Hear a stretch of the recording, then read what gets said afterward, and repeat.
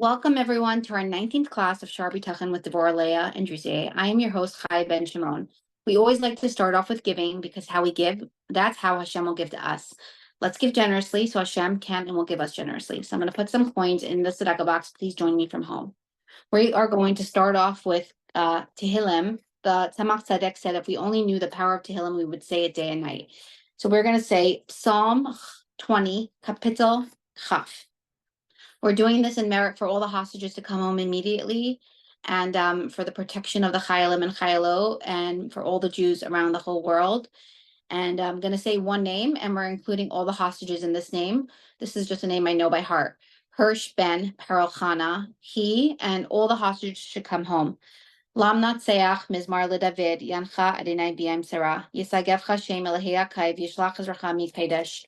Umitzian Yisadecha, Yiskar Kol Mechaisecha, Ve'elascha Yidash Nasela, Yitain Lecha Chilva, Vevcha Vecho Atascha Yimale, Niranana Bishua Secha, Uveshem Elehenu Nidgal Yimale, Adonai Kol Mishal Secha, Ata Yadaiti, Ki Ashia Adonai Mishicha Yanehu Mishmei Kachai B'Gvorei Sesha Yiminai, Ela Varecha, V'ela Vasosim, V'anachnu B'Shem Adonai Elehenu Naskir, Hema Karu, V'nafalu, V'anachnu Kamnu V'nisaidad, Adonai Ashia, Hamelach Yanenu, B'yam Karinu.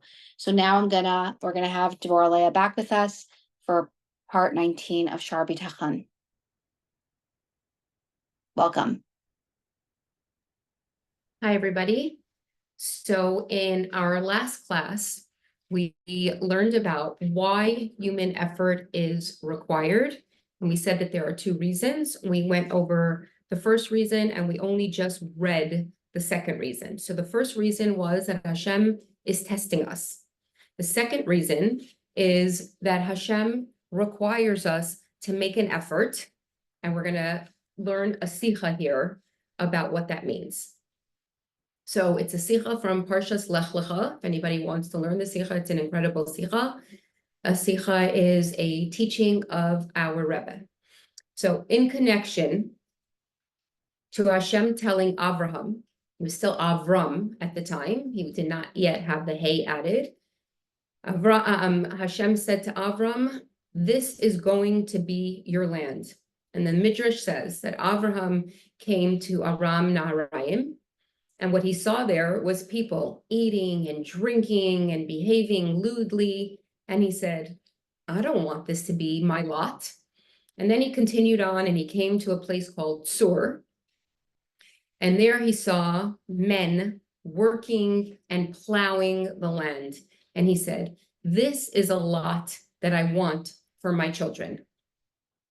He saw that the people were occupied, and this is where he wanted his people to be. And Hashem said, I will give you this land.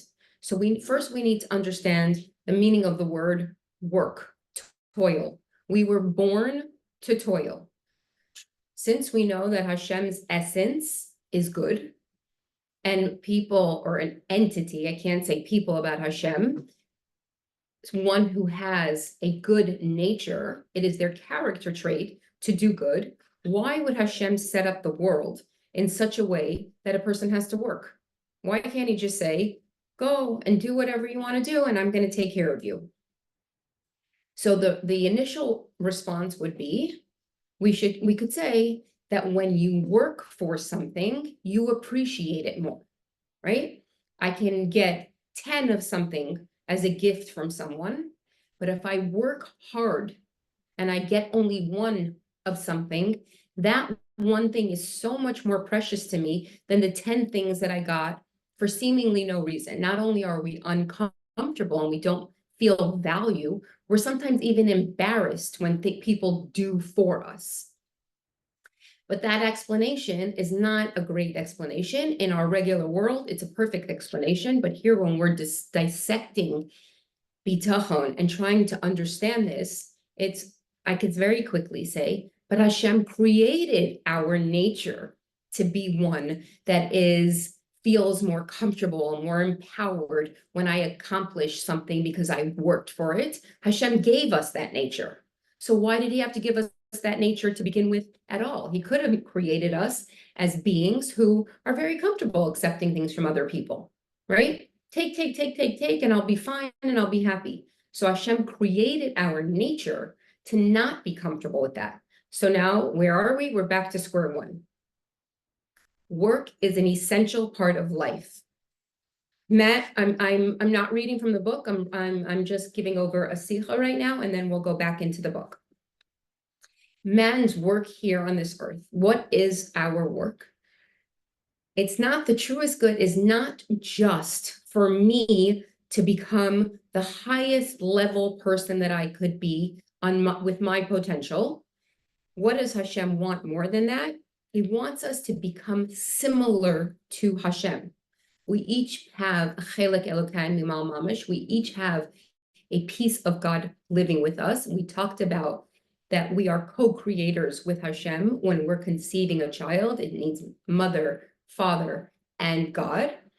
But what does Hashem want? He wants us to become creators, a level that we become similar to our creator. In Chazal, it says, we should be partners in creation with Hashem. Take on a godly quality, creating. So Hashem set up the order of nature in a manner that we can't obtain our things just naturally and readily, but we have to toil for them. We have to put in the work. Why? Why do we have to put in the work? Through that work, he should be elevated to a level where he's not just receiving. I'm not just taking all the time, but more of a level of a giver, a creator. I don't want to just be a mekabel, a receiver. I want to be a mashpia. Through this, that work makes that we put in the effort, and we do that. A person isn't happy with getting something for nothing, we said, but we are meant to be a mekabel. We are supposed to give to others. I know for myself, growing up in my parents' home, anytime I was a little sad or a little bored or not happy with life, it wasn't, oh, let me take you to another amusement park. It was, go find somebody who needs help and help them. That was my directive.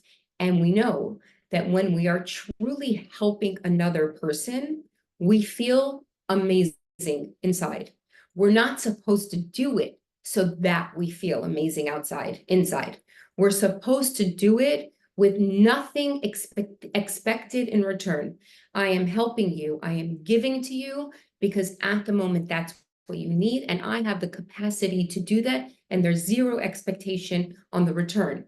But the return is we feel good about ourselves when we help another person. We feel good about ourselves when we put a smile on someone else's face, when we help them through a challenging time. So what Hashem wants of us, just think about this. How many leaders want other leaders? They don't. They want followers. You have to be of a certain caliber, like our Rebbe. He didn't just create followers. He had millions of followers, Jewish, not Jewish, all over the world. He created leaders. He sent shluchim out all over the world. So he could have said to himself, if I make other leaders, I'm diminishing myself. So, okay, we're talking about the Rebbe. He doesn't have to worry about that. But even us, when I'm doing for other people and I'm doing for other people, I am getting something in return, but my reason for doing it is only to help another. So Hashem, in his infinite wisdom, he didn't say, I'm the only creator in this world. Yes, he's the only one who can create something from nothing, but he wants us, his children, to be co-creators with him, to imitate Hashem, to be the way that God is, and to have a godly existence. How do we do that? Is exactly this way, by making the effort, putting in the effort. On the testing one that we talked about in the last class, what happens when a person doesn't work very hard and just all of a sudden has this financial success? Generally, there's always the exception to the rule, but generally, when you get this influx of an abundance of money, our physical body doesn't allow us to do what we're supposed to do. Instead, we now have the ability to do so many things that we couldn't do before. And more often than not, when people have an excess of money, they end up hurting themselves. They end up degrading themselves. They end up being in places and spending time with people they shouldn't be spending time with, because all of a sudden now they're able to fly on that private plane to this party or go on this yacht, on this boat. And what are they going to be doing on these trips is not something that's aligned with their values. But I really want to be with these people. I really finally reached success. I am a wealthy person right now. And so I'm going to live like all these other people are living. It is a very big nisayon, a very big test to have excess money. Those who do have that and still live their lives as normal, healthy people, budgeting, even though they don't need to, being smart with how they spend, teaching their children the value of a dollar is the exception to the rule. It's a very dangerous and slippery slope. So that is what the test was with Hashem. Am I going to take this excess of money and do right? That's the test. Am I going to follow what Hashem asks of me and take my money and build another yeshiva, contribute to a mikvah, help people who are hungry, support someone in their time of need? Or am I going to say, hey, finally got all this luxury, I'm going to live my life to the fullest, and life to the fullest becomes very precariously dangerous because we are living in physical bodies, and our physical self wants the things that we cannot have, the things that are not good for us. Okay, so now we are going to continue on the bottom of page 87. In a similar vein, the rabbis of blessed memory said in Pirkei Avot, Torah study goes well with derech eretz because the toil of both of them makes misdeed scarce. Any Torah study that is not accompanied by work will cease in the end and lead to misdeed. All the more so if someone were to rebel if he lacks both of these and pays no heed to either of them. Okay, so this is interesting because here it's saying Torah study and derech eretz, which here it's referring to as work.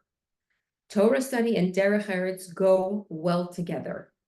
Why? You designate a certain amount of time for learning Torah and for connecting to God, and then you go to work and you toil, which makes you a very busy person.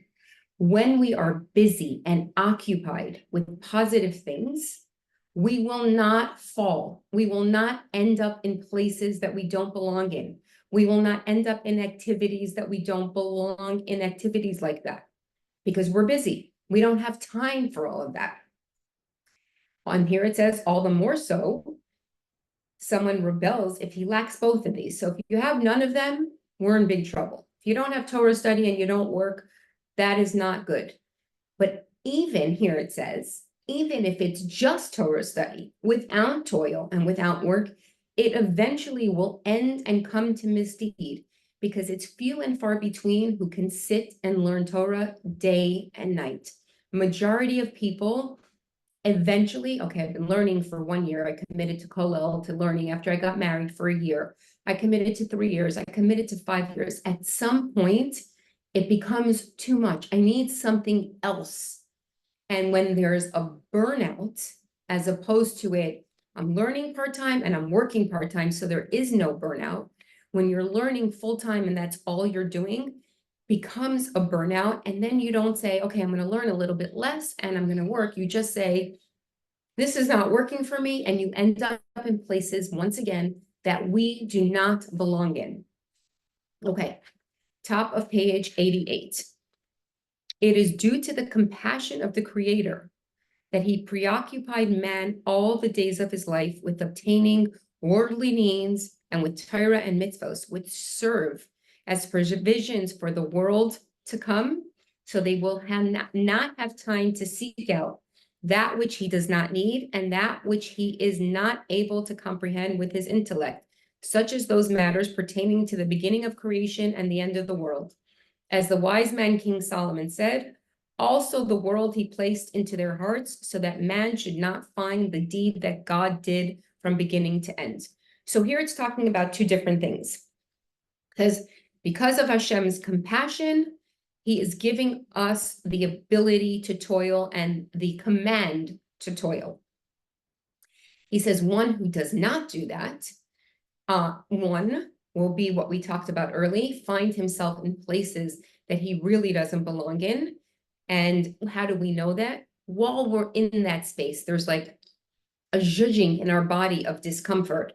And when you come home from a place that's not aligned with your values, you come home and you feel like, ugh, I feel a little dirty. Like that doesn't sit well with me. How did I end up there?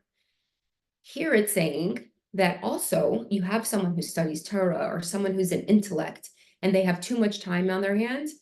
They're not rebelling against Hashem, but what are they doing? They're trying to understand everything about Hashem from the beginning of creation to the end of time.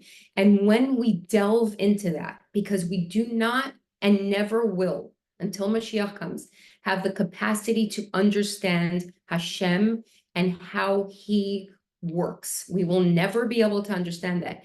That if we go into that and we try to understand that, what happens is we become disillusioned because we cannot grasp God. It is impossible to fully understand that which we cannot see, feel, or experience. So twofold. One, we end up in places that we don't belong in when we're not busy. Two is that we delve into things that we don't need to understand. The Torah started, the first letter of the Torah is not an aleph, it's a beis. And the shape of a beis is like this with a little tail or backwards. I don't know, I'm showing how you're seeing my finger. Why the beis? The front of the beis, the outside of the beis is open. We are allowed to ask questions. We should ask questions. We do want to understand our mitzvahs, but the beis is closed on the right side because our questions and the responses we receive cannot dictate our behavior. So say I want to understand a particular part of Judaism, and I ask everybody that I know for their opinion, and none of the answers sit well with me. I still continue to do that mitzvah just because Hashem said so. Okay. Now we're going to start talking about when the righteous person needs to toil and when they don't need to toil. Bottom of page 89. If a person strengthens himself in the service of God, choosing to be fearful of him and to rely on him with regard to both Torah and worldly matters, additionally, if he turns away from inappropriate character traits and instead strives toward good character traits, and he does not rebel against God, even at times when he is at rest from his stress and does not turn toward leisure. Rather, he constantly involves himself with the service of God, not being swayed by his evil inclination or the indulgences of the world. Then in turn, such a person will be relieved from the need to exert in the search to obtain his sustenance for the two reasons mentioned above regarding why a person is required to make efforts to provide for himself for the purpose of the testing of man by God to see whether he will choose permitted or forbidden means of obtaining his needs, and so that a person will not rebel to the goodness that he enjoys, do not apply to him. Instead, he will be sustained without any exertion or hard work according to his needs and sustenance. As it is written, the Lord will not starve the soul of the righteous. So what is it saying? He does not need to be tested. Someone who is involved in Torah matters, involved in worldly matters, connecting to Hashem, not rebelling, constantly, even when he's relaxed and not stressed, but he's in his downtime, is still connecting with Hashem. That is someone who is a tzadik, and these tests don't apply to him. Why? He doesn't need to be tested. He's never going to choose to do something against Hashem. And he very much enjoys and appreciates the good that Hashem gives him. So that person, that tzaddik, will not need to toil for his sustenance. Hashem will naturally provide.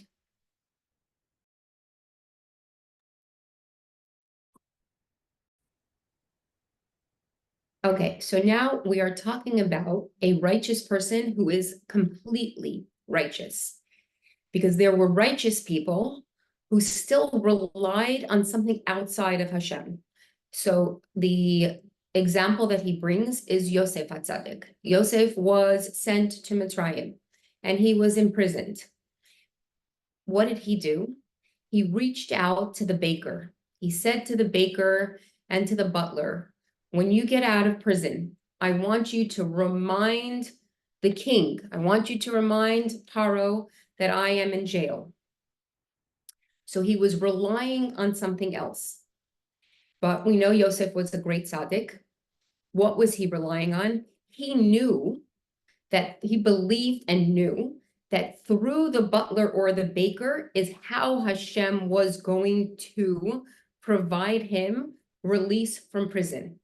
What he failed to do there, and I hate to say failed about Yosef HaTzadik, because halabai, we should all be on his level, but he believed that this other entity was going to intervene on his behalf. So what he actually needed to do was nothing. Not say anything to the butler, not say anything to the baker, but no. The same way that my brothers threw me into a pit and left me there to die, and then came back and sold me, and I ended up in Egypt. This little shepherd, a little shepherd who would walk the sheep, ended up in Mitzrayim. And what did he become? He became the viceroy of Egypt. So after he had all of these steps, he wasn't yet viceroy, he was locked up in prison. He should have known that to place my complete trust in only Hashem, right? We said trust in Hashem is one level, but exclusive trust in Hashem is a different level. Okay, top of page 91. The righteous suffer and the wicked prosper. Age-old question.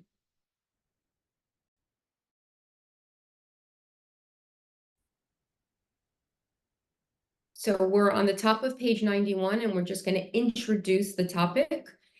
The righteous suffer and the wicked prosper, and we know that this is an age-old question. There are books everywhere about it, in the Jewish world and not in the Jewish world. Why do good people suffer and bad people seem to have whatever it is that they need? And stay tuned. That was the little cliffhanger for next class. Thank you so much for an incredible class. That was our 19th class of Shar Bitachon. We dedicate this class weekly in memory of our dear grandmothers, Rivka Dina Bas Yosef Yehuda and Rachel Bela Bas Shneir Zalman. I'm going to just end off with a quote of the week. Happiness doesn't come from indulging in yourself and your needs. If you are focused on your needs, you will only see what you don't have yet. Instead, focus on all the blessings that God has given you, and you will find reasons to be grateful. That is a quote from the Rebbe, the Lubavitcher Rebbe. Thank you so much. We will see you next time. Please subscribe to our YouTube channel, CHAYAMINK. There's over 141 classes already recorded with people sharing their life journeys and stories, as well as our Shar Bitachon series. On our recording, please see in the descriptions, we are going to start something new because it was requested. We are going to put in the previous classes so you can catch up if you missed any, so it's easy to find.